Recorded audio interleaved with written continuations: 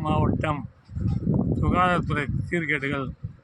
ஒன்று, மக்களை தேடி மருத்துவம், வீடு தேடி மருத்துவம், காசநோய் மருத்துவம் எந்த ஊரிலும் சரியான சேவை செய்யவில்லை.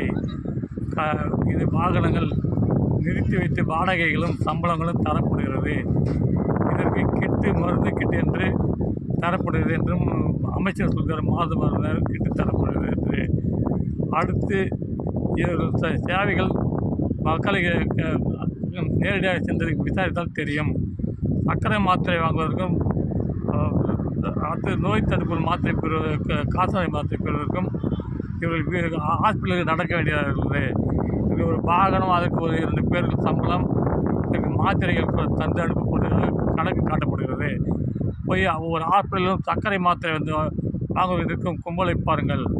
அங்கு இந்த மக்களுக்கு எந்தவித மரியாதையும் தரப்படுவதில்லை. டாக்டர்கள் சேவை செய்கிறார்கள், ஆனால் அங்கு உள்ள பணிபுரிபவர்கள் அந்த சேவையை சரியாக பொதுமக்களை போய் சேர விடுவதில்லை. லஞ்சமே குறி என்று செயல்படுகிறது சுகாதாரத்துறை. மாத்திரைகள் கணக்கு வழக்கு கணக்கு இல்லை. குளுக்கோஸிலிருந்து எல்லாம் வெளியில் விற்பனை செய்யப்பட்டு விடுகிறது.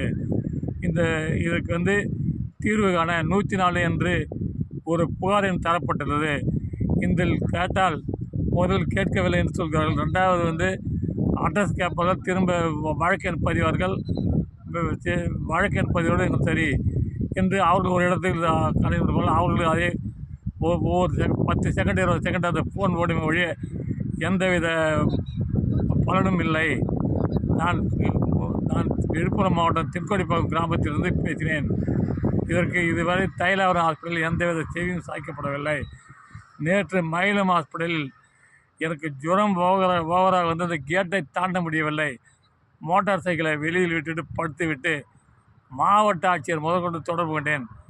எந்தவித பலனும் இல்லை. அப்புறம் தனியாரிடம் காட்டி பயன்பெற்று சென்றேன். தனியார் மருத்துவமனை ஊக்குவிப்பதற்கு இந்த செயல்பாடுகள் செயல்படுகிறது. சுகாதாரத்துறையில் உள்ளவர்களை மாவட்டம் விட்டு மாவட்டம் மாற்றி செயல்பட்டால் வழியே இந்த தீர்வு காண முடியாது. காரணம், இங்கு மருத்துவமனைகள் அவர்களே வைத்துள்ளார்கள். மயிலத்தில் விழுப்புரத்திலிருந்து ஒரு அரசு மருத்துவர் மயிலத்தில் வைத்துள்ளார். இங்கு செல்ல வேண்டும், அதுக்காக அங்கு சரியாக கவனிப்பதில்லை. அதேபோல் கிளிநூரிலும் உள்ளது. ஒவ்வொரு மாவட்டத்திலும் இந்த செயல்பாடு நடைபெற்று வருகிறது.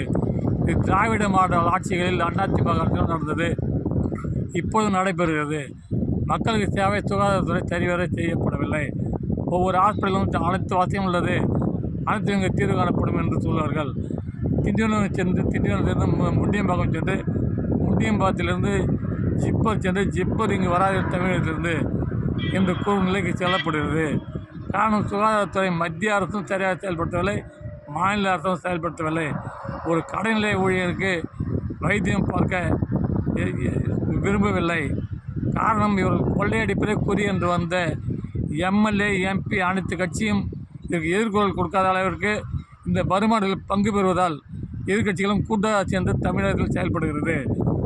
இது என்னுடைய விண்ணப்பம். 104 என்று நீங்கள் தொடர்பு கொண்டு தீர்வு கண்டு இருந்தால் சொல்லுங்கள். 104 என்று அதுக்கு ஒரு ஃபோனு, அதுக்கு 4 அதிகாரிகள், அது கணக்கு வழக்கு ஏன் நம்முடைய வரிப்பணம் வீண். இதெல்லாம் முடித்துக் கொள்கிறேன். அப்படி மறுப்பார்கள் தான் சுப்பிரமணியம் வரட்டும், வானூருக்கு வரட்டும், அல்லது திண்டிவனம் வரட்டும், எங்கு சென்றாலும் இந்த வாகனம் எந்த ஊரில் செயல்படுகிறது என்று பட்டியல் போட்டு முதலில் ஒட்ட சொல்லுங்கள். அந்த ஒரு மருத்துவமனையிலும் இந்த வாகனங்கள் எந்த ஊரில் செல்லாமலே பிள்ளை போட்டு எடுத்துக்கொண்டு செல்வதற்கு 1500 கிலோமீட்டர், 2000 கிலோமீட்டர் மாற்றப்பட்டுள்ளது. திட்டு சூப்பராக கணக்கு தரப்பட்டுள்ளது. அமைச்சர் கேட்டால் கணக்கு ஒழுங்காக காட்டப்படுகிறது என்று குற்றங்கள் அந்த தீர்வும் கிடையாது. இப்போ ஒரே வீடியோ ஒவ்வொரு பஞ்சாயத்திலும் இந்த ஊரில் இந்த சேவைக்கு வருகிற இந்த வாகனம் என்று கூறினாலே அங்கே மக்கள் கூடுவார்கள். இந்த வாகனங்களே போதும், இந்த மருத்துவமனைகள் தேவையில்லை. மருத்துவமனையில் கட்டி இதற்கு ஒரு நர்ஸுகள், டாக்டர்கள் தேவையில்லை. அதில் வரும் டாக்டர்களே கண்டு நோய் பெரிதாக இருந்தால் விழுப்புரம் சென்று விடலாம். பல இடங்களில் கட்டி புல் மலத்து கொண்டு அந்த கட்டணங்கள் வீணாகிறது. நம்முடைய வரிப்பணம் வீணாகிறது. இது அதிமுக பீடும் திமுக பீடும் கூட்டு களவாளிகள் செய்து பணி இது. முடித்து கொள்கிறேன்.